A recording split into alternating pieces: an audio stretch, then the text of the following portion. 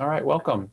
And Howard, please take it away. And you're muted. Howard, there we go. Okay. Hello, everyone, and welcome to this resident-led town hall meeting. My name is Howard Rieger, and I live in Squirrel Hill, where I'm a volunteer convener. God damn it, why doesn't this East End work? Neighbors, a group of individuals who, like myself, are committed to fight air pollution. This town hall is intended to serve as the launch of a broad-based campaign to do something about the fact that air pollution makes our region one of the unhealthiest places to live in America. As a runner for almost 50 years, I figured that someday I wouldn't be able to run anymore.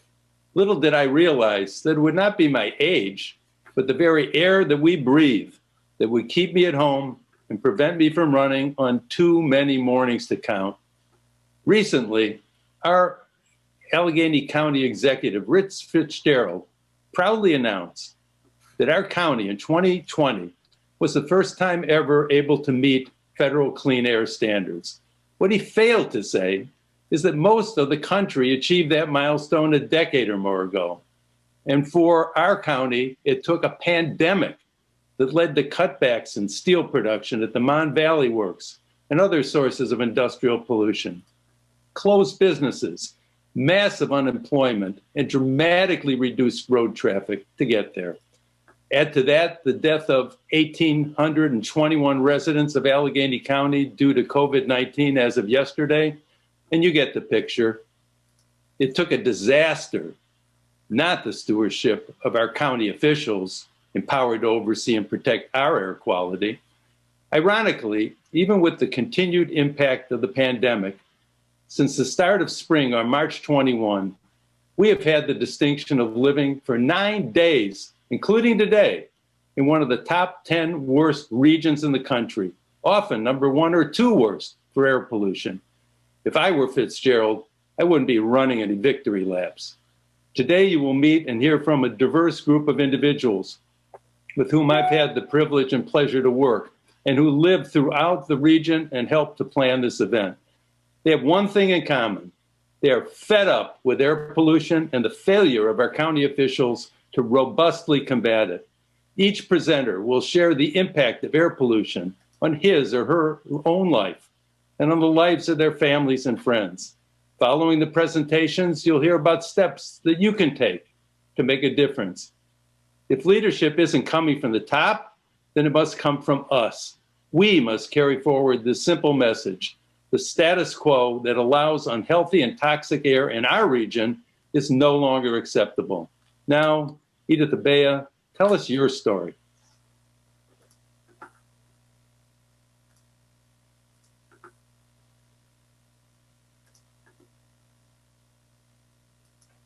Hi, my name is Edith Abeda, and I'm a member of North Braddock Residents for Our Future.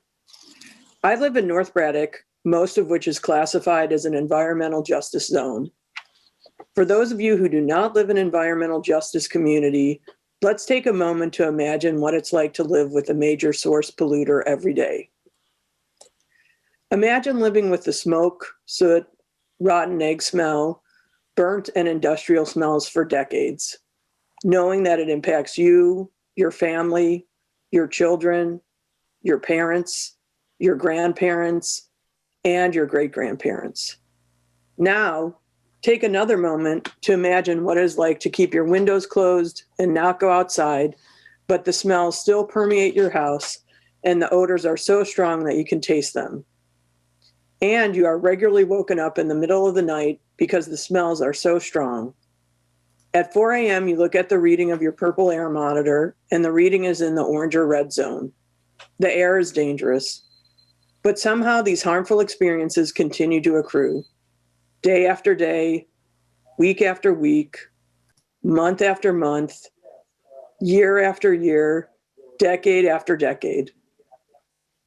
Continue to imagine that you spend a large portion of your free time attending municipal council meetings, talking to your elected representatives, attending meetings of the Allegheny County Health Department, driving to Harrisburg out of desperation to make your pleas to the Office of Environmental Justice, talking to your neighbors, and reaching out to the companies who continue to harm you and your neighbors. But dangerous air is not the only harm. Take a breath if you can. Breathe in the pollutants and emissions that you have learned to reluctantly live with. Now gather some more resolve because you and your neighbors have to resist the threat of fracking. There's another company that wants your harm to increase. It's not safe above ground or below ground. So now you have to dedicate 7 years to staving off an out-of-state oil and gas company. And you cannot imagine what it will be like to live with frack wells, along with the emissions and pollutants released from an aging, decrepit, and unmaintained steel mill. And because you cannot imagine being able to survive all the harms, including the economic disinvestment and the racist dangers your neighbors endure, you keep imagining a future that cares about you and your health, and your family, your children, your parents, your grandparents, your great-grandparents, the animals, the plants, and the land. You can imagine the harm will end, so you cannot stop.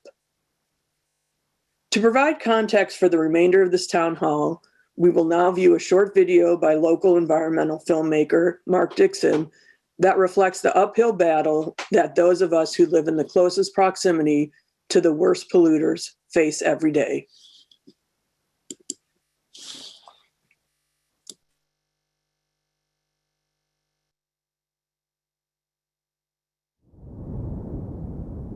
The current levels of pollution that we're all breathing are unacceptable, and we can't tolerate it more because it's killing us. We deserve clean air now. We deserved it yesterday. Our children deserve it.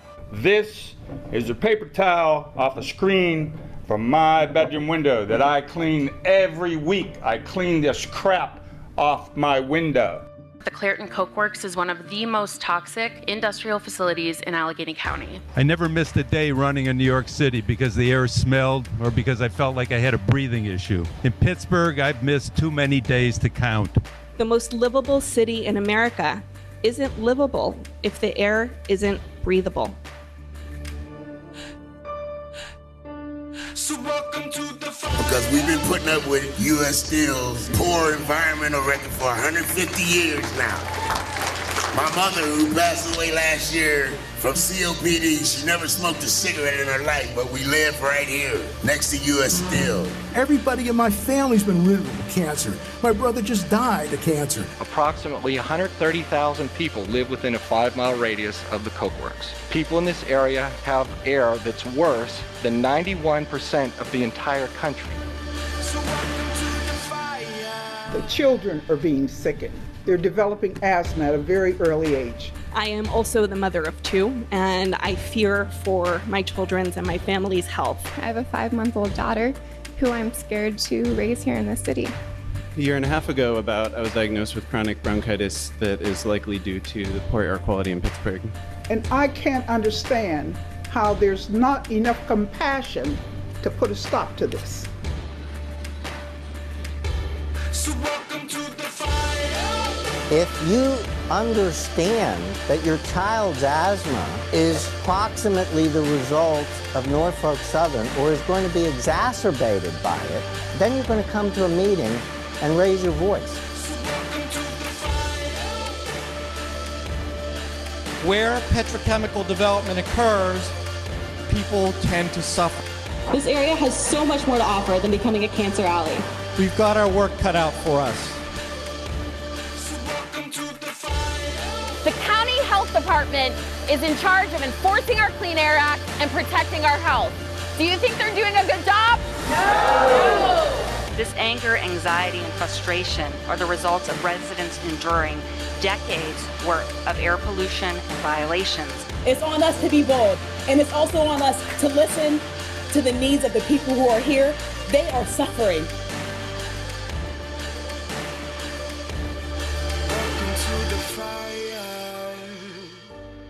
Welcome to the fire. 'Cause the bigger they are, the harder they fall. You build your fortress and I'll climb your walls. You got your armor, but I see your flaws. So welcome to the fire. we are starting to elect politicians who pay attention and fight hard for clean air. And if you do not fight hard for clean air, we're done with you. We have to hold accountable those who are harming our communities. For decades, we have not been able to breathe. There is a legal and moral obligation to make the county act. What do we want? Clean air! Because cancer should not be the cost of breathing in America's most livable city.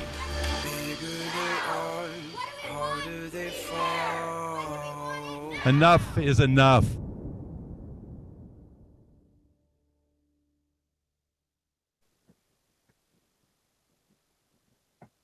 Hello, my name is Marlene Williams. Article 1, Section 27 of Pennsylvania's Constitution states that the people have a right to clean air. As a community project manager at Uptown Partners of Pittsburgh for 2 years, I can attest to the fact that those who live in Uptown of Pittsburgh do not benefit from that constitutional right. When we live near an asphalt plant, one whose largest customer is the city of Pittsburgh, or when a business in our community leaves idling vehicles curbside, or when countless diesel buses drive through our neighborhood day and night. What do our neighbors in Uptown have to say about this? Daniel Klein, who has lived in southwestern Pennsylvania region for nearly 10 years now, has learned a lot about the kinds of pollution that affect air quality and which areas in the region are subjected to high levels of pollution. Numerous national studies show that our region consistently ranks among the worst 10% for air quality in the entire country. And the real-time mapping also consistently shows that Uptown is among the worst parts of the Pittsburgh area for air quality. Public health in the region and our part of Pittsburgh has also been proven to be adversely affected by this pollution, evidenced by higher levels of asthma, lung cancer, and other illnesses known to be caused by air pollution. The neighborhood is stripped throughout with highways and bus roadways where trucks, cars, and buses emit high levels of diesel exhaust and other air pollution. Uptown's tree canopy and overall proportion of green space compared to paved and developed spaces are very low and does not provide the kind of pollution migration that neighbors with more significant tree cover and green space can benefit from. Uptown's geography adjacent to the Monongahela River Valley is vulnerable because pollution is often trapped in the air around the valley and the surrounding areas. A number of industrial facilities near the riverfront regularly emit harmful pollutants that we can see and smell in the air. Increasing development and construction in the neighborhood brings heavy machinery and vehicles that idle while work is being performed, emitting elevated levels of pollution, and the construction increases dust and particulate matter in the air. Residents should not be choked by pollution while trying to perform the daily tasks of walking their dogs, going to the grocery store, and gardening in their backyard. Everyone deserves a right to clean air. How will this be monitored? Now I will pass it over to Christine. Thank you, Marlene. My name is Christine Graziano. I've lived in Pittsburgh since 2011. We moved here for my husband's job at one of the universities, and even as a professional in the environmental field, it didn't occur to me to consider the air quality data before he accepted the offer. After all, by 2010, nearly all air quality monitors in the country had met or exceeded critical Clean Air Act standards. But I quickly knew something was amiss shortly after arriving here. There were so many clues, like the acrid smell that would catch my attention on my morning walks when the wind blew a certain way. I often walked by the river where our first apartment was in the Strip District when I was pregnant with my son. Or far from the river, when I was teaching at CMU, I opened the window to let fumes out from a student's use of chemically laden spray thicks and quickly noticed the air outside smelled even worse.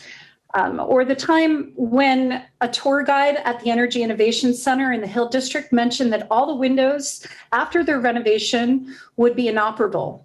The air inside would be highly filtered instead. And even more intense, moving to Shadyside. In 2013, just after my son was born and trying to sleep with the windows open, but instead being jolted awake, choking on the thick stench of rotten eggs. Physically, over time, I began a constant cycle of recurring cold symptoms, joint and other inflammatory episodes, and saw the reappearance of childhood asthma that had been long gone, along with bouts of pneumonia and bronchitis. And while we no longer leave our windows open, still in 2019, a smell event so strong seeped into and collected inside my home that we were all awakened and sickened with nausea and headache. It was so bad that I drove my husband and son with me out of the area to stay in a mountainside hotel until a friend texted to confirm the air had improved the next day and we could return. Eventually now I understand something about the cause of these lived experiences and the risks, and we have since invested too much money in indoor air filters. And we all try to use the Smell PGH app, which all of you can download today, to regularly record our observations and pay more attention. And paying more attention matters. My own detective work has recently uncovered a smell source that wafts into our Shadyside neighborhood, emanating from under the Birmingham Bridge, where a large parcel hosts both a cement works and an asphalt plant, the latter of which produces polycyclic aromatic hydrocarbons and hazardous air pollutants like benzene, toluene, and formaldehyde, to name a few, all which have known links to cancers and other ailments. Myself and others have since begun to ask meaningful questions about this site in preparation for a pending permit renewal for the asphalt operations in particular. And we are filling gaps in a already existing citizen air quality monitoring network to collect and ask questions about data. We intend to ask the health department to agree to use this information to guide enforcement, permit drafting and issuance, and pollution prediction so that our health is more adequately guarded. If you want to be on a list to host a monitor, to donate one, or to help identify locations for one, you will receive a survey following this town hall, and you can indicate your interests there. I love Pittsburgh, minus the air we all breathe. I ask myself regularly, can we safely grow old here and raise our son? I'm not certain of that answer now, but I do believe that a groundswell of resident action will be our key to positive change. Now I'd like to introduce Cheryl Hurt. In 2019, U.S. still promised upgrades to the 100-year-old Coke Works that would address the air quality concerns. 2 years later, this hasn't happened. However, U.S. still has instead put investments into many mills in Alabama and Arkansas that are less polluting and cleaner. Growing up in Clairton and currently living here, I've seen the soot in which we had to shake out laundry that was outside on clotheslines, to having the constant fear of the unknown with PM 2.5 and other particles. I'm a third generation who has lived in Clairton and worked at U.S. Steel Clairton Works. The over 70-year-old coke ovens created this monster of a problem that needs to be addressed. We're tired of looking out our windows and seeing smoke bellowing in the sky, encompassing us with a threat to my community, with its booms, the toxic smells, and the attacks against us. I have received clean air filters that I use in my home. It's not the answer, but it has made a difference in being able to breathe in our daily lives. Since having the air filters, I feel I'm breathing slightly fresher air than I have been. I'm tired of repeating my lived experiences over and over. I'm tired of witnessing the death of loved ones and neighbors. I don't want my grandchildren and great-grandchildren to be telling this same story. I pray there will come a day that this problem of daily air pollution no longer plagues the great city of Clairton and the Mon Valley. Next, you will hear from Carol Hoover. Hello, my name is Carol Hoover. I live in Franklin Park, and I'm with the residents group Protect Franklin Park. We partner with Communities for Sewickley Valley, which represents the 11 municipalities in the Quaker Valley School District. I'm speaking on behalf of both groups today. We appreciate this beautiful area, but we share the F air quality grade that the American Lung Association has given to the Pittsburgh region. This area was once a refuge from the steel mills in Pittsburgh. Now air pollution from surrounding manufacturers, traffic, and the railroad has changed that. A massive petrochemical plant will start operating next year along the Ohio River in Beaver County. Allegheny County is 10 miles downwind from this Royal Dutch Shell facility, and Pittsburgh's only 25 miles away. The plant could roll back air quality improvements as much as 30 years. The Shell plant has been permitted to emit large quantities of dangerous pollutants, such as volatile organic compounds and particulate matter that will travel down the Ohio River in the form of ozone or smog and settle in our river valley towns.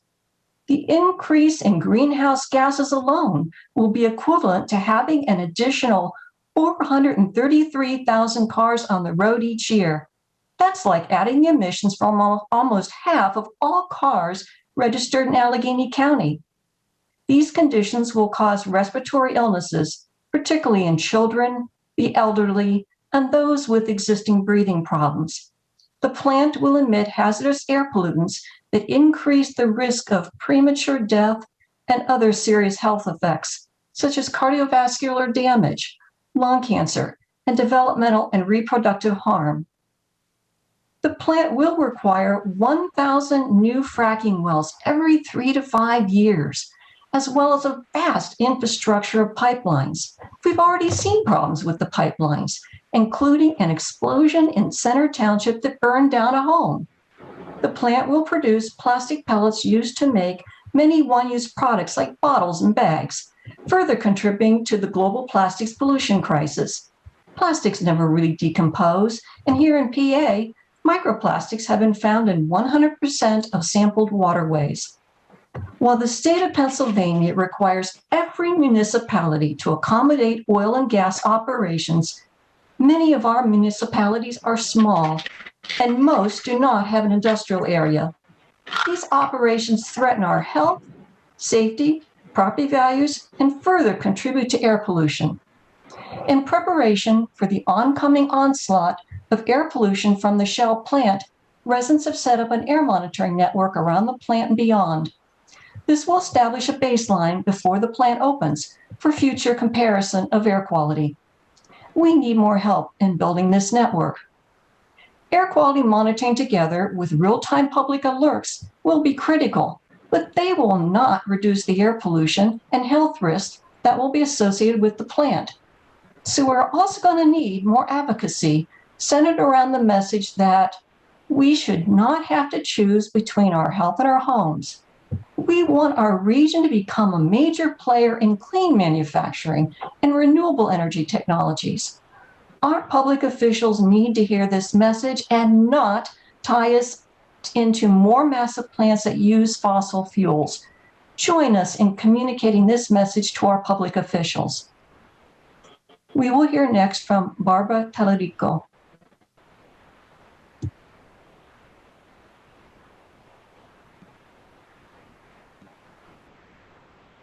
Barbara Telerico, one of the co-founders of Rail Pollution Protection Pittsburgh, along with my husband, Glenn Olshurst.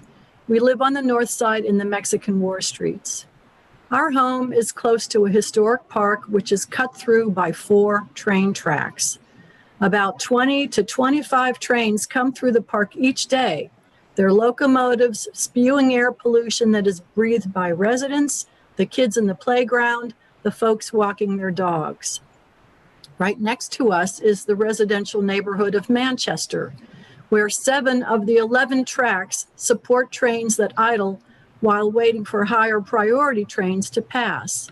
As with us, Manchester's tracks sit right next to homes and a playground. And now the railroad is receiving $20 million of taxpayer money in order to increase the number of trains they'll bring through. They want taxpayers to pay for something we don't want, that damages our health and jeopardizes our safety, just to magnify their profits. And it's wrong. These tracks have the capacity to support 70 to 80 trains a day. Pitt's Center for Healthy Environments and Communities calculated that that's the equivalent of 6,800 diesel buses coming past our doorstep every day. CMU analysts determined that for every hour a train idles, there is 1 pollution-related death a year. And black carbon diesel from locomotives is a Group 1 carcinogen. Neighbors have complained about trains idling in our park for 4 days and nights. People in Manchester had trains that idled 2 days and nights on their tracks. And then COVID came, shutting down the gyms, so it's not safe to exercise indoors or out. Last summer, Glenn and I asked a locomotive engineer whose train was idling in our park to please stop.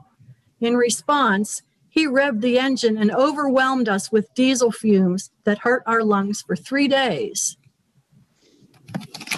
That's why Glenn and I founded Rail Pollution Protection Pittsburgh, to fight for our right to clean air.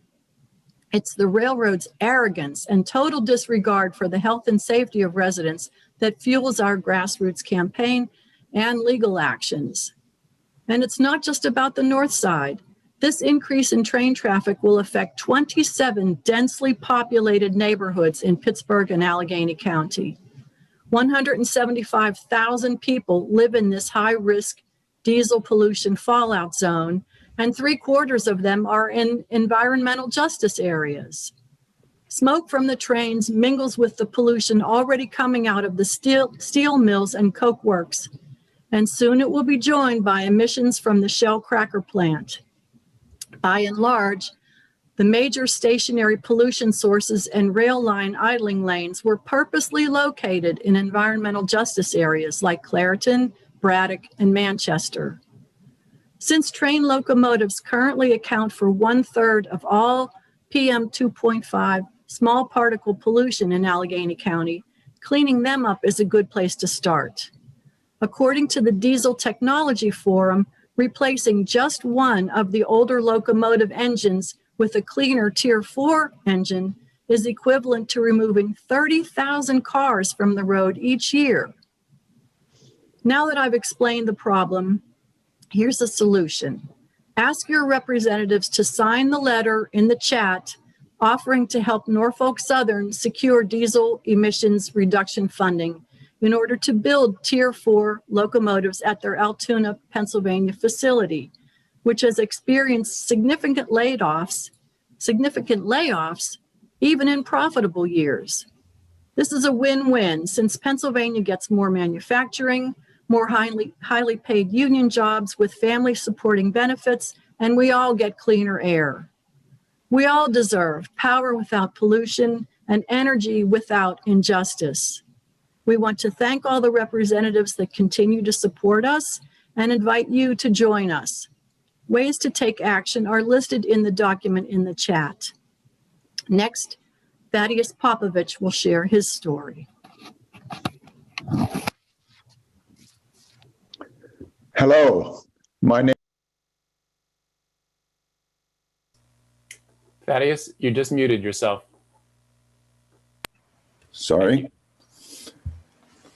Hello, my name is Thaddeus Popovich, and I love clean air, especially as it relates to my heart.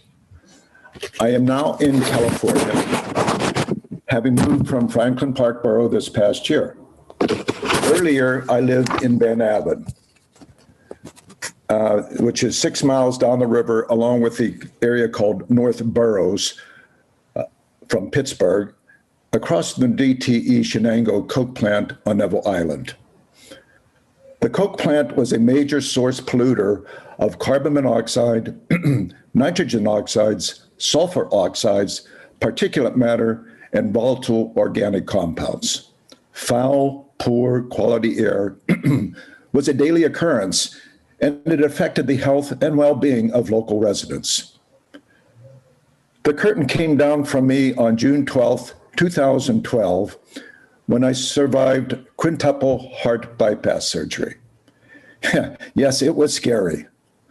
While recovering, I developed atrial fibrillation, an irregular rapid heart rate that can increase risk of strokes, heart failure, and other heart-related complications. I was weak and fearful. I stayed longer in the hospital to have a god-awful drug, amiodarone, fed to me intravenously in both arms to bring back a normal rhythm. It helped. However, a year later, I experienced a nighttime stench or pollution spike from that coke plant, which triggered an AFib attack, lasting for an hour. My irregular heartbeat shook my body and the bed so violently that I felt like an earthquake was happening. I felt trapped. I saw my cardiologist the next day.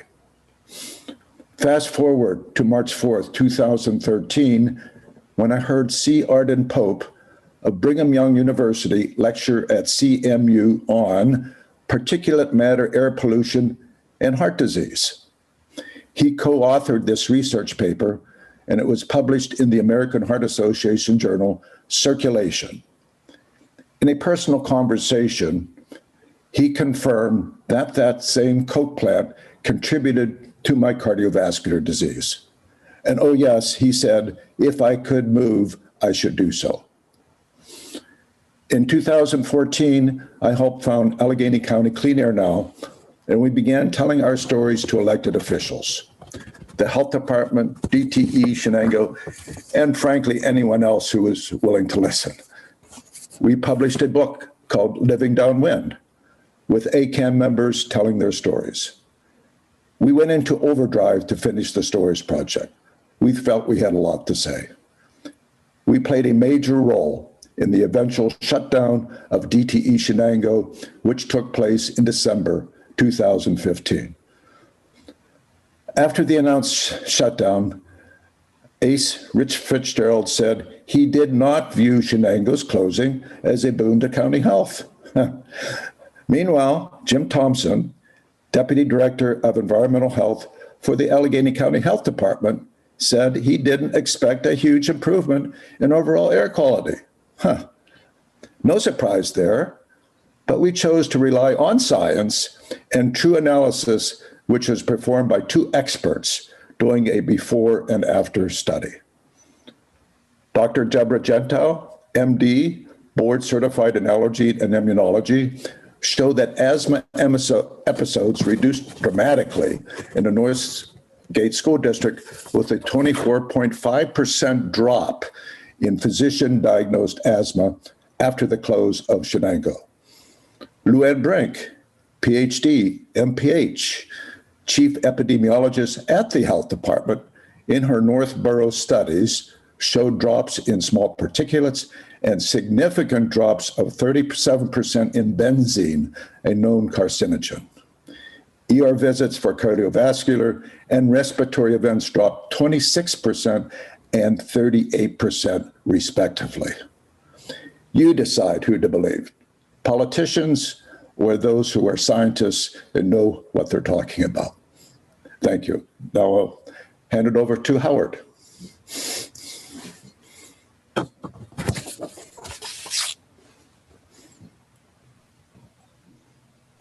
Thank you, Thaddeus, and thank you to everybody who participated in these presentations. I want to close this town hall by sharing a few thoughts. In the 1940s, our city adopted groundbreaking smoke abatement ordinances, transforming Pittsburgh's image for generations to come.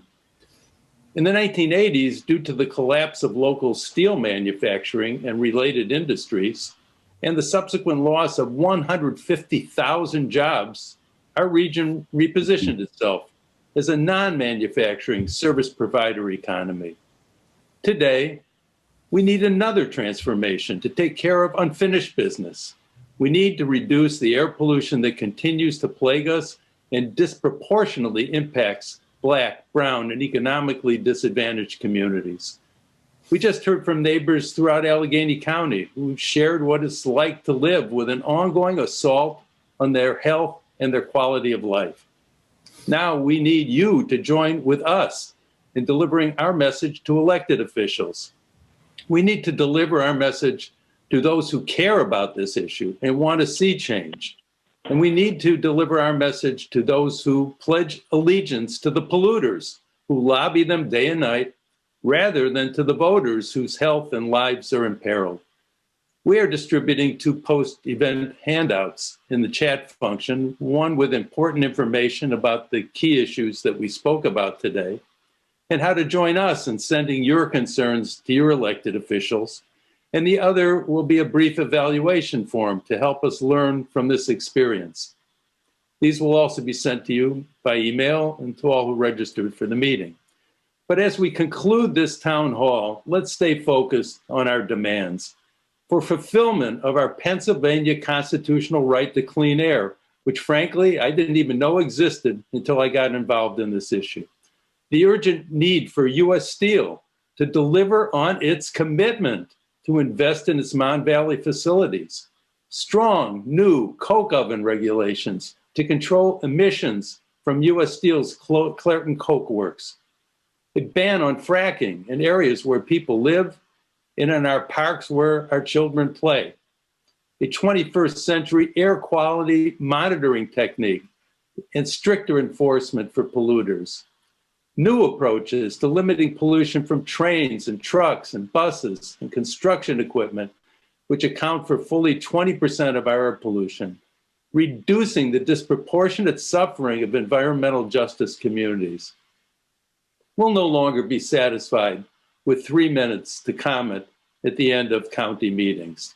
It's time for us to demand accountability and real change for the sake of our families and communities. As I said at the outset, this is the launch of an ongoing campaign to bring increased pressure on our county executive and his team, who need to do more to combat the air pollution that is harming all of us and holding back our region's growth and progress. We will be planning our next town hall in June. Look for information about a date and time for that session soon. Meantime, let your friends and colleagues know how to join their voices with yours as we build this movement for change. Hey, this is Art Thomas. Can I get a word in? I didn't hear my name called to speak. Hey there, Art. We're going to be having, we're just about to wrap the event, and then we'll have a moment to chat for just a second, and a little bit informally. Would you mind holding for just a couple seconds? Okay. Thanks, Art. Appreciate you. So I'm turning it over to you, Mark. Oh, okay. Okay, I'm just going to start some closing slides, and Art, if you'd like to say a quick thing, unmute and go ahead. And I'd like to thank our sponsors and thank everybody for attending. Hello, this is Art Thomas. I don't know who all's online and so on and so forth. I didn't get too much information about this meeting, this call. I've lived in Clairton for over 70 years. I can remember having to turn on my windshield wipers when I went past the Coke Works to get the quench off on a clear day so that you could see.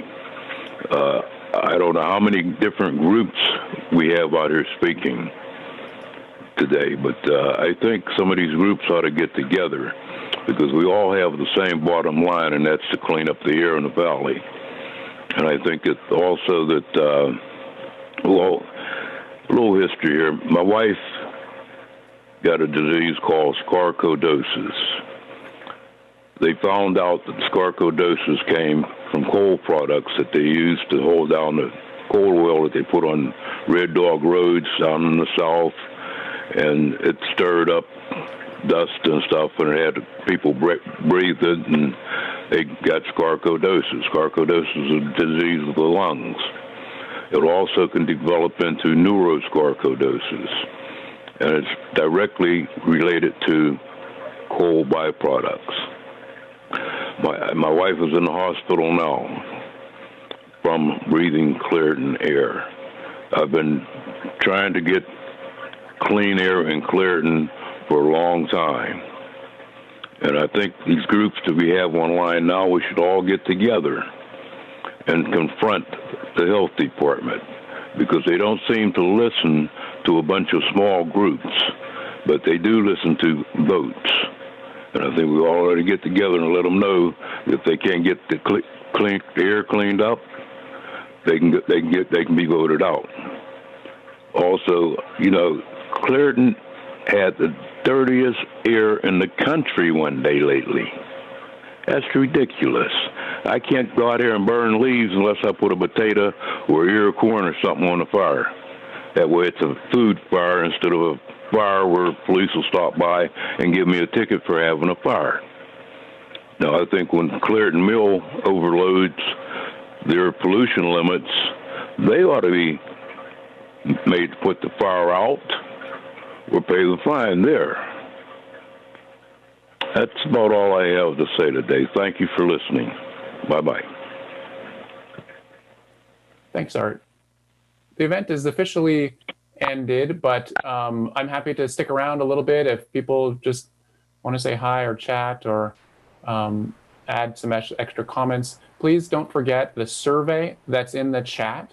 And also there's a link to a handout in the chat at 12:38 p.m. from Deb. Deb, maybe if you can repost that in there, that would be great. You can see the event sponsors on the screen, but we'd love to continue to build this grassroots movement and expand the voice.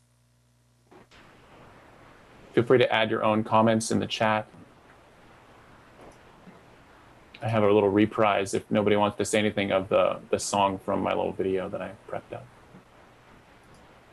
I'd like to speak, if that's possible. Who's this? Can't see. It's Jonathan. Yeah. Eberly. Hi, y'all. So it's good to see that there's still almost 130 people on this call, and I was really overjoyed at the nearly 200 people on the call when I came on late.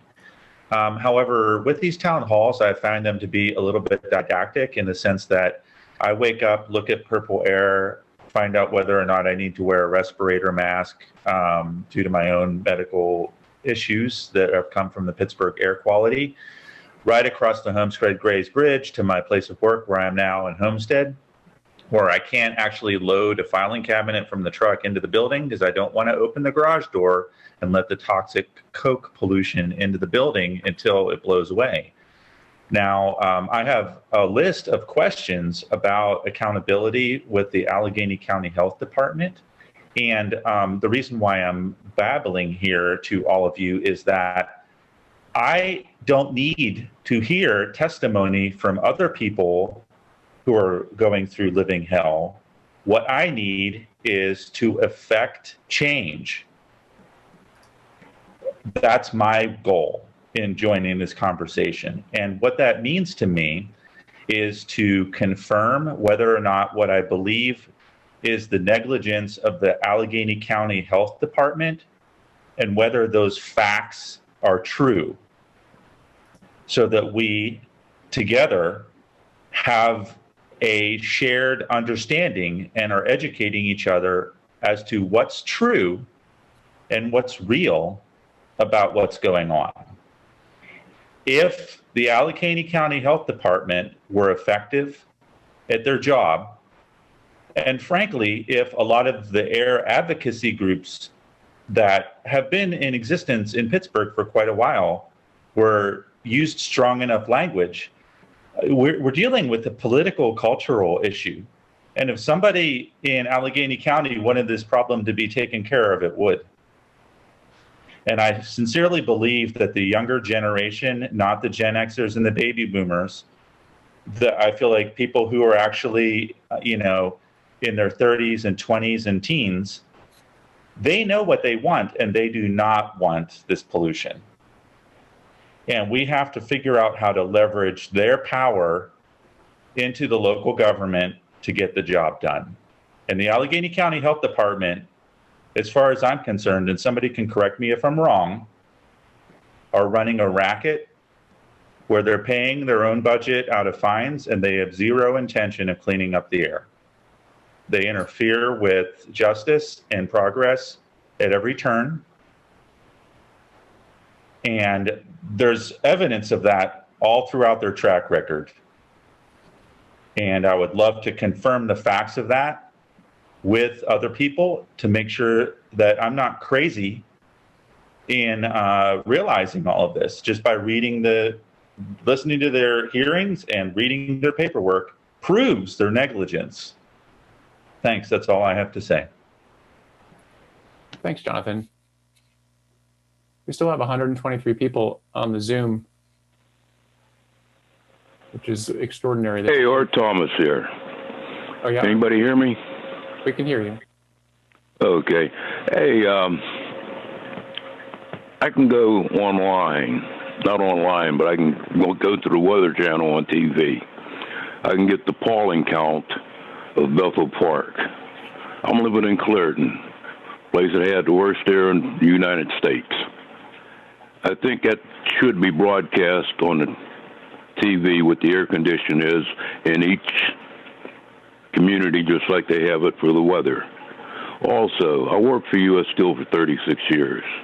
I know that U.S. Steel do buy people off, and I think there should be independent testing, not the health department testing, but have an independent agency that we can trust to test the air in Clearton so that we know that we're getting the right results. If the people know how dirty this air is that we're breathing, I think the people will start standing up. We don't have enough people knowing what people around here are dying from. It's not overdoses, it's not car wrecks, it's just Clearton air. Thank you. That's all I have to say. Hey, Mark. Yeah. It's Eddie Shaw. Can I say something? Yeah, there's a hand raised from Larry. Can I let Larry check in first? That'd be great. And then Eddie. Yeah. So Larry. Thank you. I don't take issue with anything that's been said or done here. I think that I'm most familiar with the work that Barbara and Glenn have been doing, and I'm happy and gratified to participate in that. It needs to continue.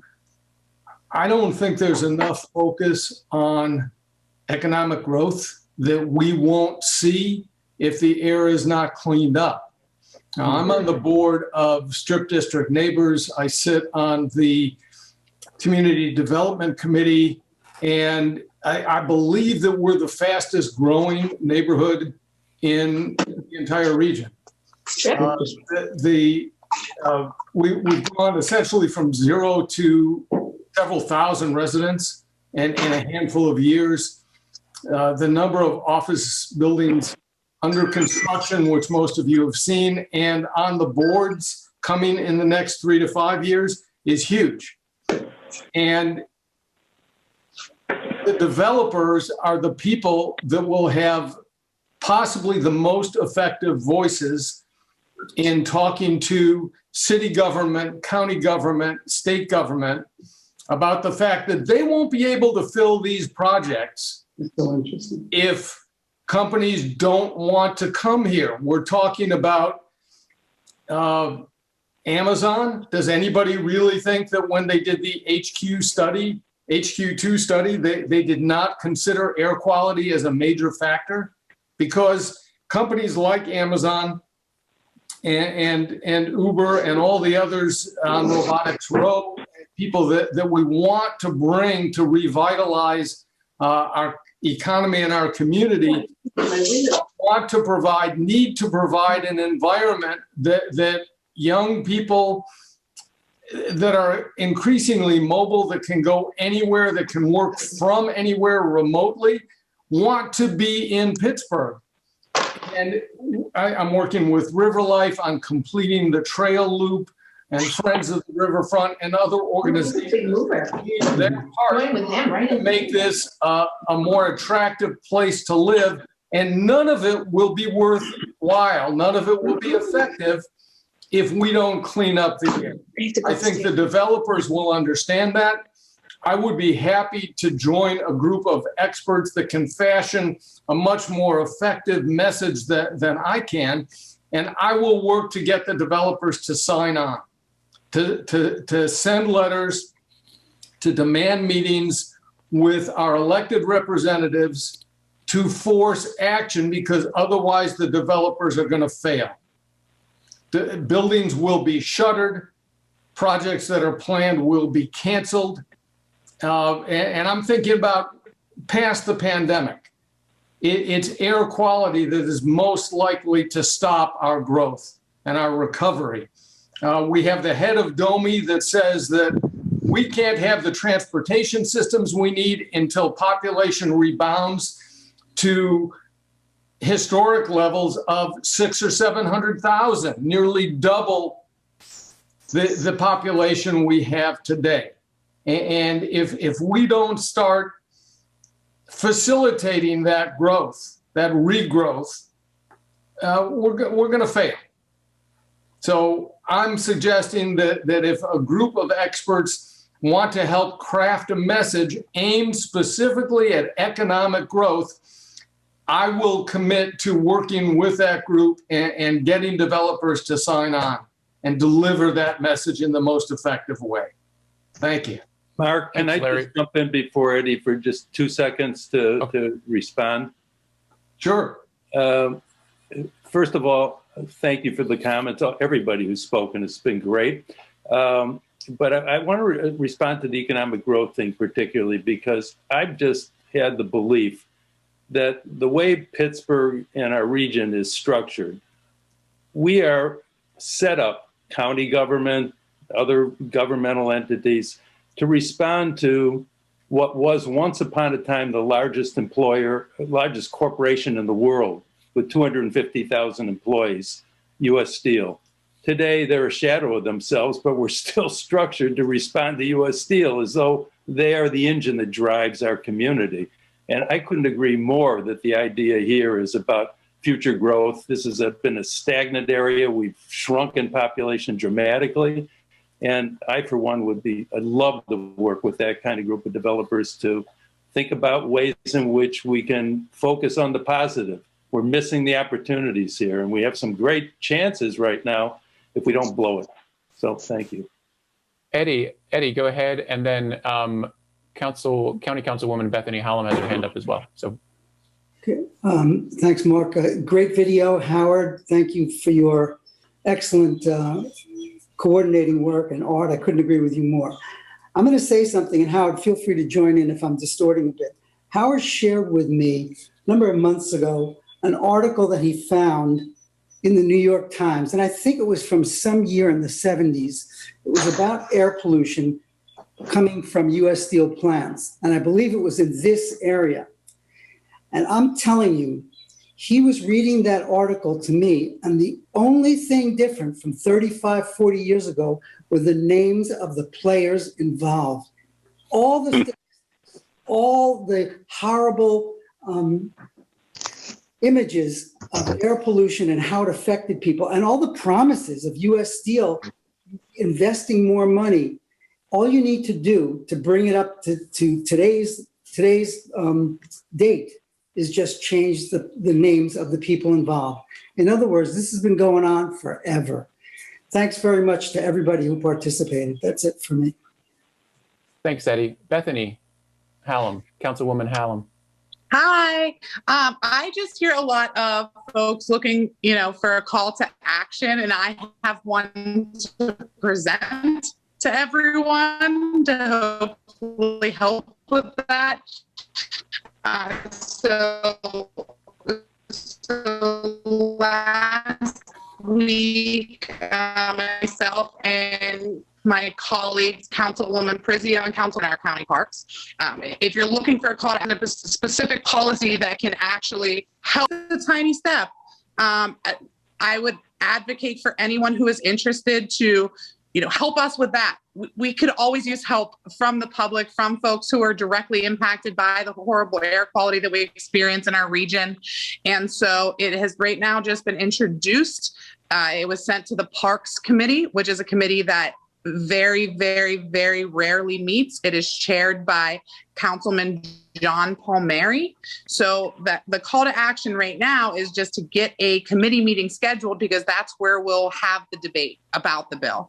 That's where we'll call experts to come testify. That's where we'll call directly impacted folks to come and testify and, give your experiences. But the first step is to get that committee meeting scheduled. And the only person that can make that happen is Councilman John Palmieri. So I think that would be my direct request for this step in the process, is to get a Parks Committee meeting scheduled so we can start the process of deliberating this bill and hopefully get it passed by the end of this year. That is the goal. So if anyone is interested in helping with that, I know I would appreciate it. I know my colleagues and co-sponsors would appreciate any help that you can give. So for anyone looking for an action, it's simple: phone calls, emails, public comments at county council meetings. Could you repeat at the beginning? What's the bill? Because you broke the bill up is in the banning fracking on county-owned land.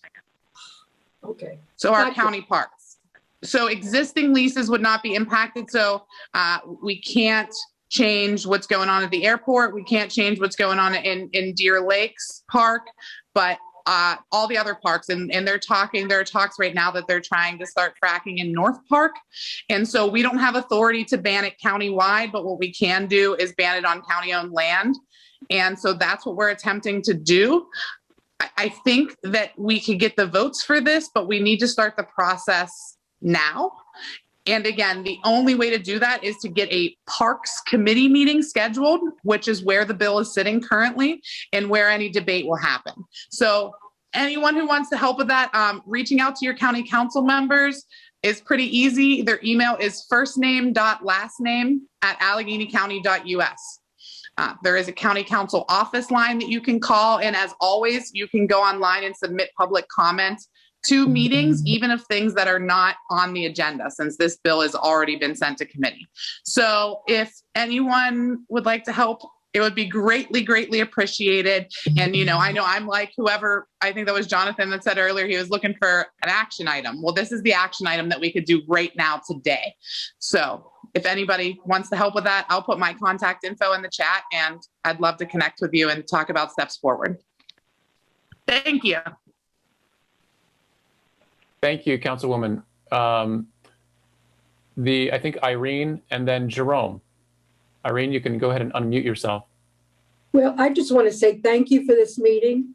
I'm really so hopeful that we're bringing together lots of individual groups, because that's what we need. We need a massive effort.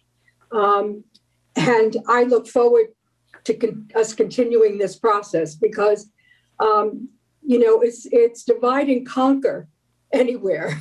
And it certainly has been about these issues. I mean, if Clarendon has to be just talking about Clarendon, and Glenn and Barbara have to be just talking about the railroads, it isn't going to work. They're all connected.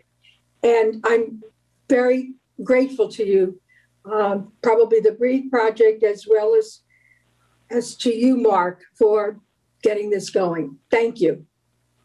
Oh, I'm not the spearhead. I'm just a helper bee. Well, there's so many other people who've been more at the point of the spear of this. But thanks. Yeah. I think Jerome has a comment. Right. I just wanted to ask, maybe this is towards Larry or Howard. First of all, I want to thank everybody for being here. This has been edifying. We're talking about U.S. Steel, and I know that they create the most problems, at least in terms of air pollution in our region today, as they did 35 years ago, probably as they did 50 or 100 years ago. But Larry was talking about the development.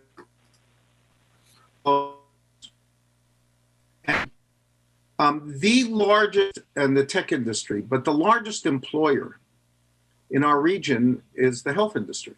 healthcare industry, UPMC, Allegheny, and they are the ones that have the greatest, I would say, or they should have one of the greatest interests in controlling this, because the people who are affected by this are their patients.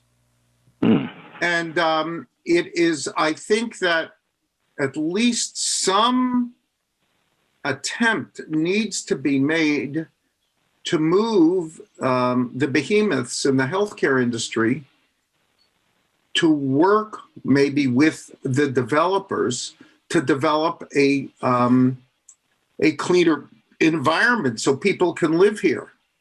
And it's good for UPMC or AGH insurance, because the healthier the populace is, the more they make off the insurance.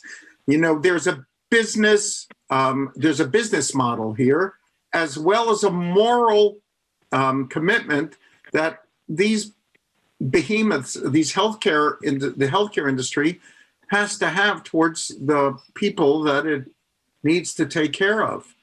I mean, I'm a retired physician, and I just do not understand, and I think I've said this in other fora, why the healthcare industry in Pittsburgh is sitting on the sidelines. I just don't understand that. And if anybody could inform us as to why that is, I'd be very interested in hearing about it, because they're intimately involved in taking care of the people who are the most affected by this. So, and disease prevention is more important than the acute, taking care of the acutely ill patient. If you can prevent disease, then you don't have to spend huge amounts of money taking care of the acutely ill. And you want young people to come here and raise children here, not come here for a few years and leave. That's all. Thank you, Jerome. Howard, and then I think Irene has a comment. Okay, I just to respond to Jerry, I think if you almost have to go back to looking at what created any movement on the air pollution issue back in the 1940s. And that was, for whoever you want to give credit to, people in government, leaders in government, getting together with an entity that they actually created, the Allegheny Conference on Community Development, which was a meeting ground for corporate CEOs, et cetera. And today, it would certainly include healthcare behemoths. And they decided that they couldn't continue to prosper in this region if they had to turn on the streetlights at noon because of soot. That Allegheny Conference today won't touch this issue. They just marked their 75th anniversary last year, and it wasn't even on their agenda of what they see the next 75 years being. So I think it would, and therefore I think that the entities that comprise that conference, including the healthcare behemoths, are on the sideline, because they're on the sideline by intent, right. As are some of our universities. So, you know, the bottom line here has to be, it's going to take pressure from a variety of sectors. It's going to take, you know, I don't remember who said it before, embarrassing some of these entities, you know, calling them out, being involved, not just always putting the pressure on the county, which I frankly believe we need to, but on these others who would change this picture at the county if they would get off their rear ends, frankly, and become involved. So, you know, it's part of the problem, again, of, you know, reacting to what the corporate structure was here 75 or 80 years ago. It's very different today. And I think there's something to be done in that healthcare arena. Thanks, Howard. I'd like to close out the meeting soon, but there's a couple more people who would like to talk. I've got Irene and then Patrick. I would like to comment at the end or somewhere before it ends. Who is this? Jonathan. Okay. I just wanted to say that obviously there are people who make money on what's happening, and that's why we don't have change. It's one thing as a physician, and I've often said, UPMC has wonderful doctors, wonderful professionals, but their administration is a nightmare. And I can understand them not getting on. I mean, everything comes down to money. We have a public health public health school here that at first had people on staff who were looking at the fracking issue decades ago. They had to leave because there are also boards of trustees and they have interest. And if they want to keep getting the money from that board of trustees, they bow to them. So I think it really has to be a groundswell of all of us to get change. Thank you. And now, Patrick, are you still with us here? Yeah. Can you hear me? Yeah, go ahead. Patrick Pagano, Protect Franklin Park. I want to thank you all for your comments. I just wanted to comment on Howard and Jerry's comment. I think we need to redirect that focus toward the insurance companies, not the physicians, because I believe you, as the person, Irene, I think just said, physicians are sitting on the sidelines, in my opinion. But if you hit them where their pocketbook is, I mean, if you hit the insurance companies that are paying for these costs, that might go a long way, much longer way. So that's just my comment. Thank you. Okay, Jonathan, one last brief comment. Yeah, because, you know, I brought up some generalized statements, but I'd like to throw this out since there are a lot of people on the group. And because I'm not a pollution expert, I've become one because of my own health and well-being and for the injustice that's happening in our region. But I have a couple of things about the conduct of the Allegheny County Health Department that I'm going to throw out to the group, now 81 people, to make sure I'm not crazy. And you're welcome to investigate these on your own. One is that I have a quick 8-point bullet point, and I think we really need to cut through all the talk and hold them accountable for specific facts. And as long as we have this happening all in the ether, I really don't see anything happening with it. Please move quickly. I want to make sure. So these are 8 things that I want to make sure that everybody else knows about, and you can investigate and find out whether or not they're true. The first is that the proposed coke oven regulation change of this last year that's been on the table and discussed in many forums. There's testimony from the air quality managers and in these discussions that the regulations up until this change actually did not meet EPA regulations. And that means that the county has been enforcing an unlawful and unconstitutional air quality regulation all this time, and it's really documented incompetence. And if I'm wrong about that, then find out for yourself. Also, the fact that we met EPA air quality standards for the first time ever in history in this last year is an admission of total incompetence. There hasn't been one single year when the Allegheny County Health Department, who has the jurisdiction to enforce air quality, has actually done so. There's no fence line monitoring at some of these polluters. I think the Allegheny County Health Department purposefully obfuscates causality of the pollution that's occurring in our county. They need to be held accountable for it. It's not rocket science. If they wanted to do something, they would. Visual inspections at the Clairton Coke Works. I understand that the inspectors don't actually work at night, and that the Coke Works therefore schedules their pollution to occur mostly at night. That's unconstitutional and unlawful. That the 24-hour standard that we're all talking about all the time, and for all the regulations that go down in the books in the history of the EPA creating a 24-hour standard, was that not lobbied?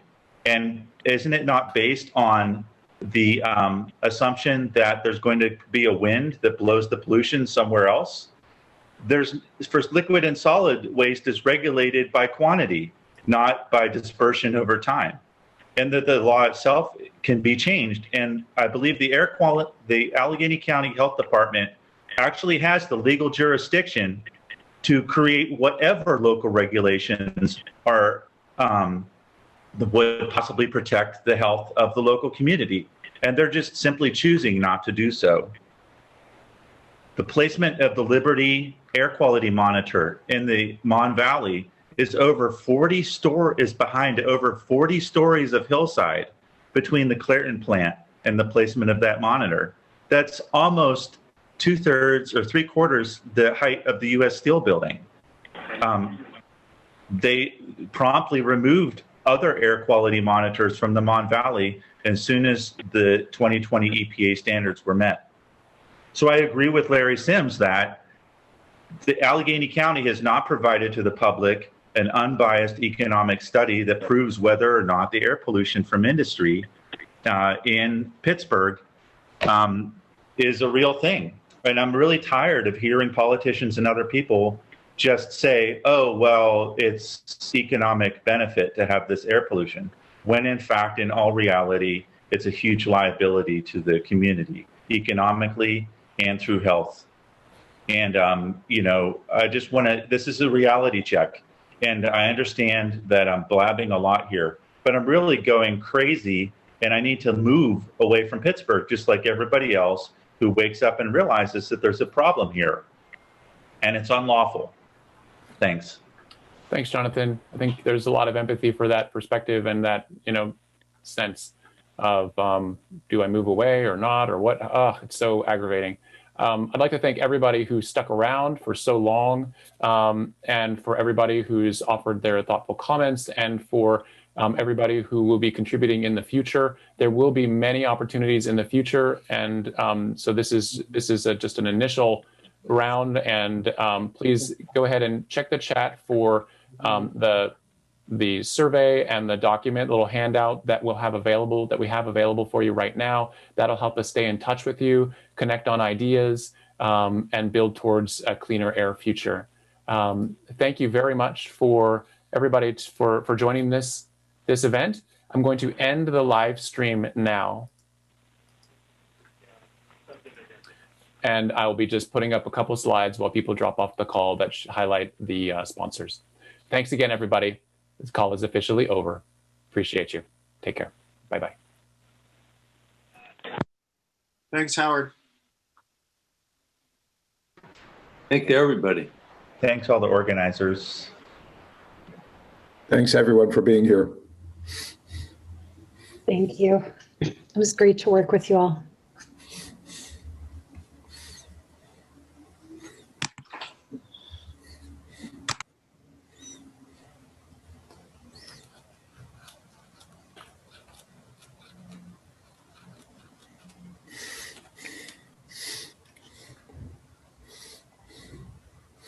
And the video will be available right away on Facebook.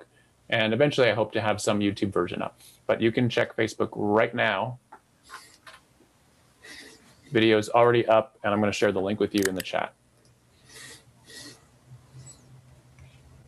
And Jonathan, if you're still on the call, there have been requests for you to drop your comments or your bullet points into the chat. Please go ahead and share the Facebook event, the Facebook live stream. I think that will be really valuable in getting the word out about this, and will draw additional people into this conversation, this very important conversation.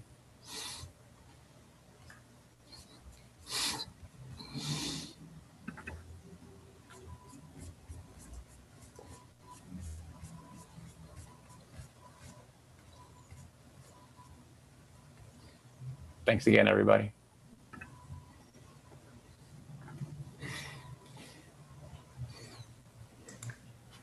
It was great. Thank you. It was great. Good work, Mark.